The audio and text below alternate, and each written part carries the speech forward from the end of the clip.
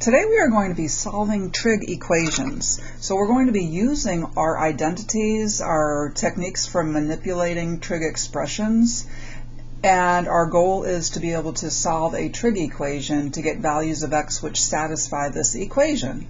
So we are going to dive in and just do a bunch of examples. In number 1 here, we are given this function. It's a trig function. We're asked to determine the values of x between 0 and 2 pi such that f of x is equal to 1. So I take f of x and set it equal to 1. And we're solving that trig equation. So we want to find all the values of x such that 4 cosine squared x is equal to 1. Think of this graphically. If I graphed this, I would get, in fact, let's just show this graphically. If I graphed that,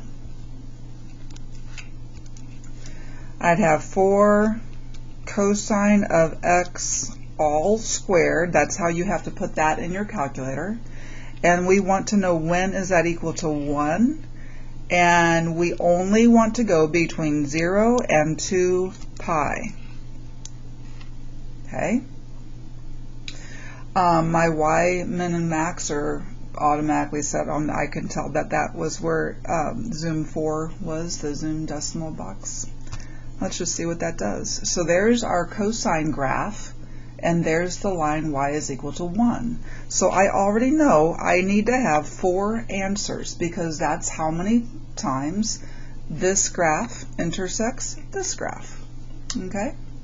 So I already know that that's what we're going to be, but that's what we're doing here. We're finding the values of x that satisfy that equation. So I'm going to isolate my trig function here. So I'm going to divide both sides by 4. And now I need to square root both sides. And when I square root both sides, I need to remember to put plus or minus on the other side. So I have cosine of x is equal to plus or minus the square root of 1 divided by the square root of 4. Okay, think of this. So now I have cosine of x is positive or negative 1/2. Cosine of what angle is positive or negative 1/2? Well, since it's positive or negative 1/2, from 0 to 2 pi, I know that I might be up here at pi over 3 because cosine of pi over 3 is positive 1/2. I might be over here at 2 pi over 3 because cosine of 2 pi over 3 is negative 1/2. I might be down here at 4 pi over 3 or down here at 5 pi over 3. So those are the 4 places, the 4 angles that make 4 cosine squared x equal to 1. So x is equal to pi over 3, 2 pi over 3, 4 pi over 3, and 5 pi over 3. Those are those 4 places that I knew we were going to have 4 answers from the graph. Those are them. Okay? So what we always want to do is make sure that we are paying attention to this statement. Okay? Because that will not always be the case. That will be varied in the problems. Okay? So your answers need to be all the answers between 0 and 2 pi that make this true. Okay? Let's do another one. Number 2. M is the function defined by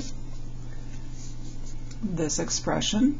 Determine the values of x in the interval 0 to 2 pi again, which give the zeros of m. The zeros of m. Well, the zeros of m is when m is equal to 0. So I take m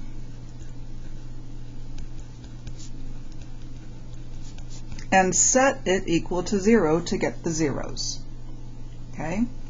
You must show that you are setting, if this is an FRQ, which it is, these are all FRQs, or most of these are, you need to show your work. You need to show that you are setting m equal to 0. And then you need to keep your equal 0 all the way through your problem. Okay? All right. So 2 sine squared x plus sine x minus 1 is equal to 0. This is in the form. This is in the form 2 something squared plus that something minus 1. That's the form, right? Well, if I had this, I would factor with 2 sets of parentheses. That is exactly what we're going to be doing. We're going to be factoring with 2 sets of parentheses. Don't forget to write your equal 0. Don't be lazy and leave that off. Okay? That is crucial to continue that. Okay, so this I would put here a 2 times one of the sine x's, and over here I would have the other sine x. So 2 sine x times sine x will get me the 2 sine squared x. In the back I'm going to have a 1 and a 1, because we just have a 1. These need to be opposite signs, because they need to multiply to be negative 1. And the middle term needs to add together to get a positive sine x. So I need to put the plus back here and the minus here. That way I'll have 2 sine x minus sine x, and that gives me the plus sine x. So this is how it factors. Now, since I have 2 terms being multiplied together and they equal 0, that means that one or both of these need to be 0.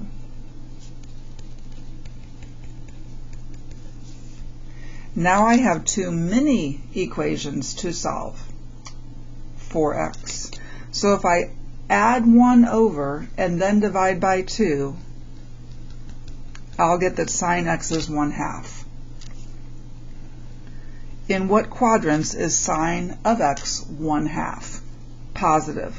Well, pi over 6 in quadrant 1, 5 pi over 6 in quadrant 2. We're not going to go to quadrant 3 or 4 this time because we only want the positive 1/2. Over here I have sine x is equal to -1. So I'm going to be in one of my quadrants. We can do this 2 ways. You can either think of the unit circle, and we want for sine x to be a -1 on the unit circle. That's when the y coordinate is -1, and that would be down here. The y coordinate is -1. So that would be at x is equal to 3 pi over 2. I will tell you that that's really not my thought process when I'm doing one of these on the axes. My thought process is to think of the graph of sine. The graph of sine x starts at 0 and does this. It is 0 at 0 pi and 2 pi. It is 1 at pi over 2, and it is -1 at 3 pi over 2. That's my thought process when I'm given this. So either way you do it is fine. I don't care which way you do it, as long as you get them all, okay? Either way is fine. So we get x is equal to pi over 6, 5 pi over 6, and 3 pi over 2. 3 zeros of that function in between 0 and 2 pi. Number 3. Determine the values of x. So we're given 2 functions, f and g. Determine the values of x in the interval -pi to pi. So it's different this time. We'll have to be careful with that, such that the 2 functions are equal to each other. So I'm going to take those 2 functions and set them equal to each other.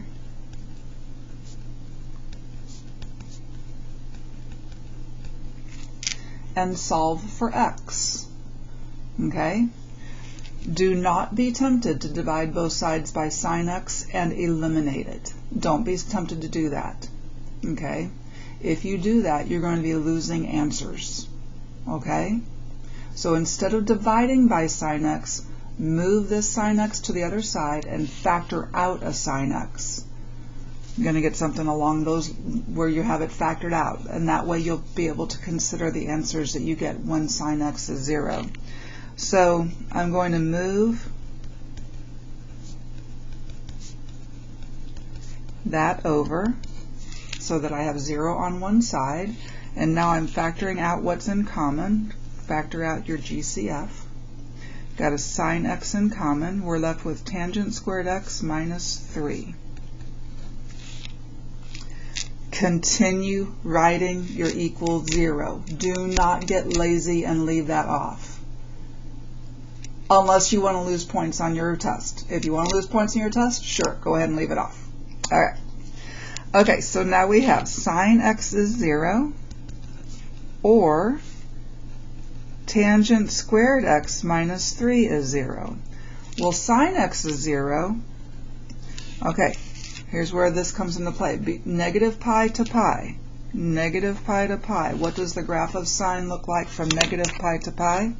Well, sine does that on this side, and it keeps on going, but I'm going to stop here because that's pi. And then it continues over here to negative pi. Where is sine x 0? At negative pi, at pi, and at 0. So we got 3 answers from that little piece. If you divided by sine x and eliminated it, you would be missing 3 of your answers. Okay?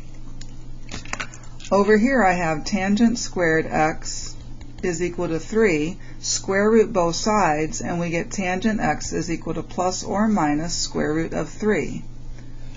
Well, positive or negative? What angle makes tangent square root of 3? Well, that's pi over 3.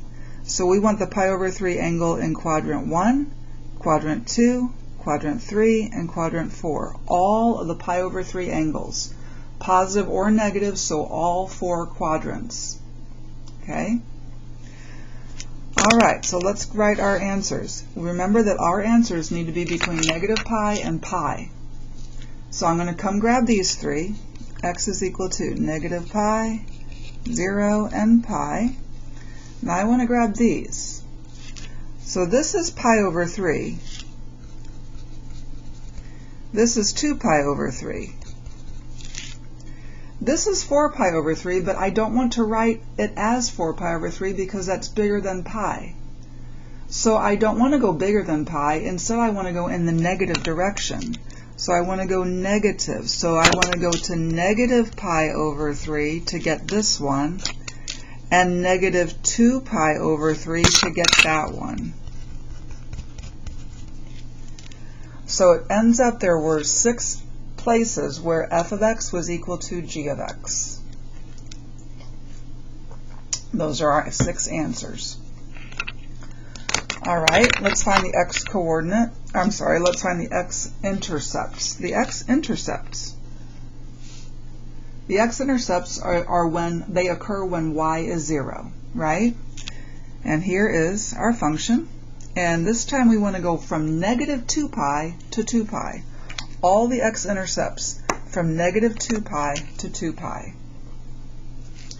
So I have my function, and we're finding when it is 0 because that would make the x-intercepts. All right. Well, we have a problem because of that guy right there and this guy. They don't match. Since they don't match, I know that I need to make them match. So what I'm going to do is I'm going to use the identity where I change that. Cosine of 2x is cosine squared x minus sine squared x. Right? And we still have this minus cosine x is equal to 0. All right. Now I have cosine squared and a cosine and a sine squared. Okay? These two have the same function.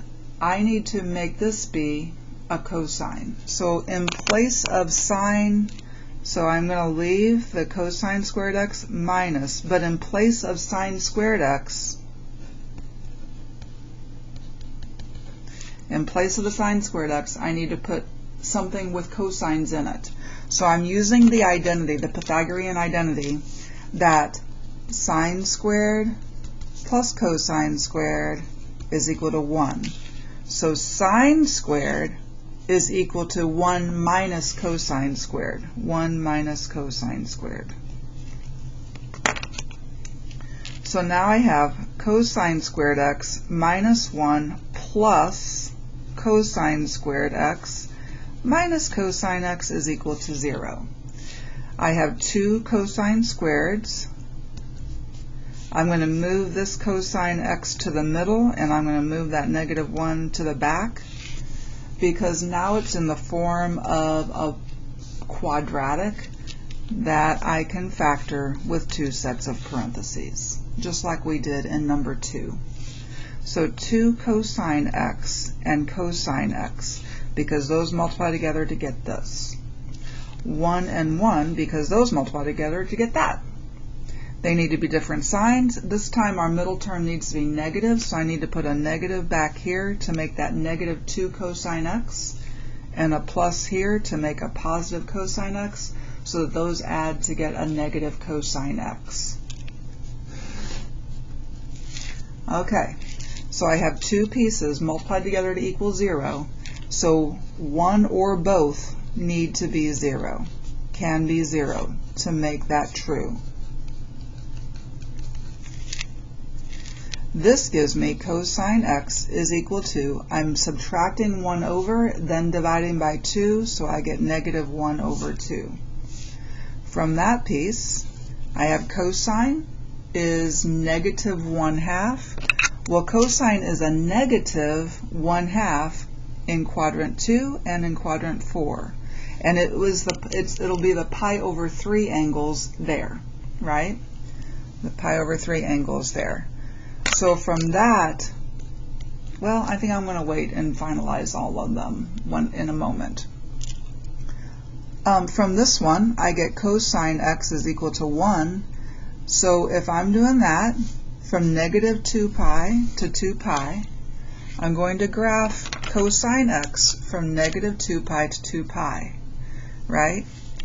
So the graph of cosine starts up here at 1. And when we get to 2 pi, we're back up to 1. There's 2 pi. Over here, it continues like that. It's an even function. Cosine is even. It has y-axis symmetry. Okay. Where is cosine x equal to 1 from negative 2 pi to 2 pi?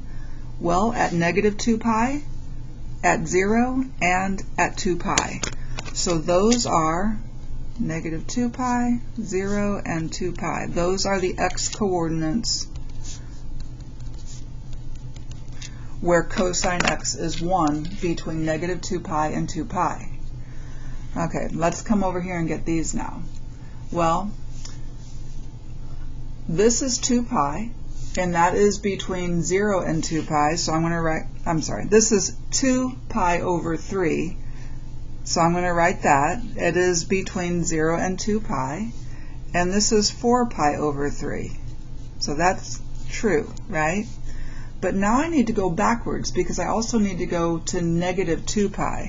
So I need to go backwards. This is negative 2 pi over 3, and this one is negative 4 pi over 3.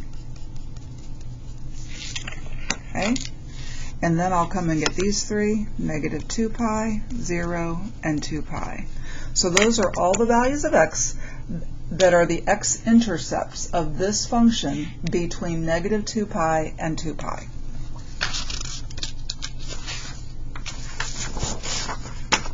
Number 5. Let's find the zeros. Find the zeros of this function in the interval from 0 to 2 pi.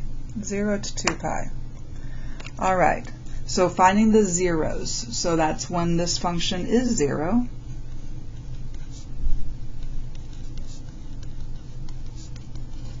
So we have this. Okay. Again, I see a problem because I have a 2x argument and x arguments. We must get those to be the same. So I'm using my double angle identity for sine x, sine of 2x. Sine of 2x is 2 sine x cosine x. That's sine of 2x.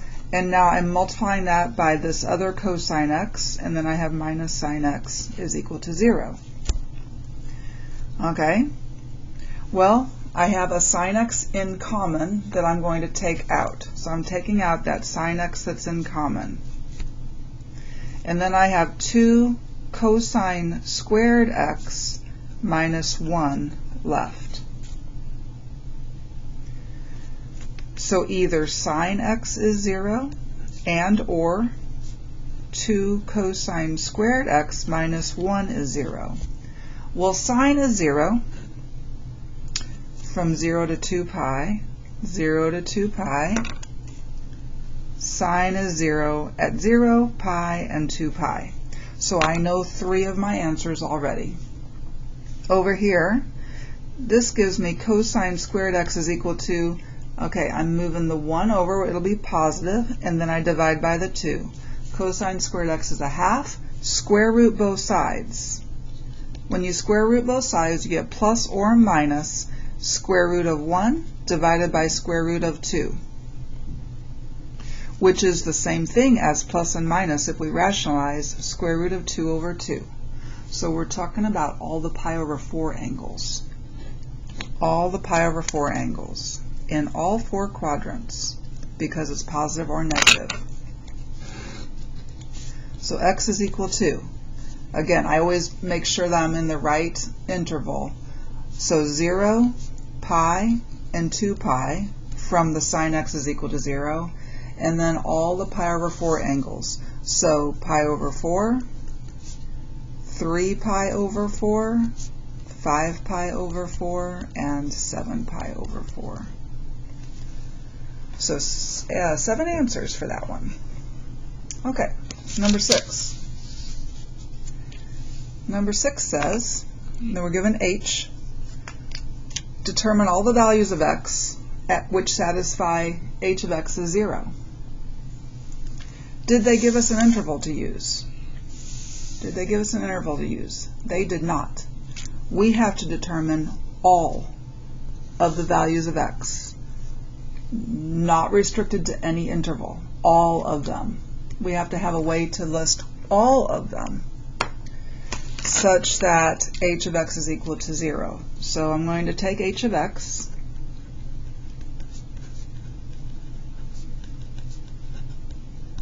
set it equal to 0. Okay, well, it's already in factored form, so I don't have to manipulate this. It's already in factored form. I have 3 cosine x is 0. If 3 cosine x is 0, that would mean that just cosine x is 0. Or I have tangent x minus square root of 3 is 0. Well, cosine x is 0. And when I'm graphing cosine x this time, I'm not restricted to 0 to 2 pi or negative pi to pi or negative 2 pi to 2 pi. I need everything. Well, first of all, cosine x is 0. Let's graph cosine x. Here's cosine x. Starts up here at 1. There's 1 period in both directions. There's 1 period in both directions, so 2 periods shown. But this goes on and on forever, right? It goes on and on forever. Where are all the zeros? Well, the zeros are at all of the pi over 2's. All of the pi over 2's. Pi over 2, 3 pi over 2, 5 pi over 2, 7 pi over 2, negative pi over 2, negative 3 pi over 2. All of the pi over 2's. They go on and on forever in both directions. Okay, we need a way to write that. We need an elegant way to write that. So here's how we do it. Pi over 2. What do you do to pi over 2 to get to 3 pi over 2? You add pi. And then you add pi again. And you add pi again, and again, and again, and again, and again, and again. You need to add repeated values of pi, repeated integer values of pi in both directions, right? So here's how we write that. Add pi times k, where k is any integer.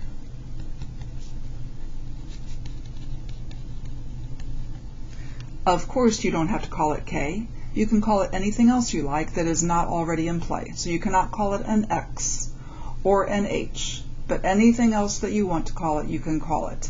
Okay? I would never call it an x or a y, but you can call it an n would make sense, maybe a j. Those are nice counters. So, but k is one that I've seen AP use quite a bit, so that's why I'm using k. So that is a way to list all the values of x for that one. Now let's go to this one. For this one we have tangent of x is positive square root of 3. Well, tangent of x is positive square root of 3 at pi over 3 and at 4 pi over 3, right? Pi over 3, 4 pi over 3, but then we could keep going around and around and around and around and around in both directions, right? So again, we need a way to say that elegantly. So what do you do to get from pi over 3 to 4 pi over 3? You add pi, right? And then you can keep on adding pi. If we keep adding pi in both directions, we would get another answer, right? So x is equal to pi over 3 plus pi times k, again, where k is any integer.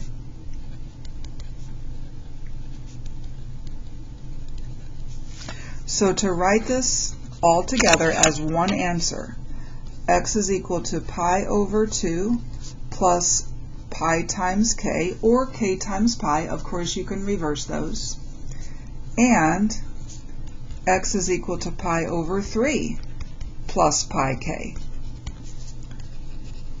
where k is any integer. That's how we handle that kind, where we're not restricted to a given interval. Let's do another one like that. Number 7. Let f and g be given by these functions. Describe all of the values of x at which f is equal to g. So we set f equal to g.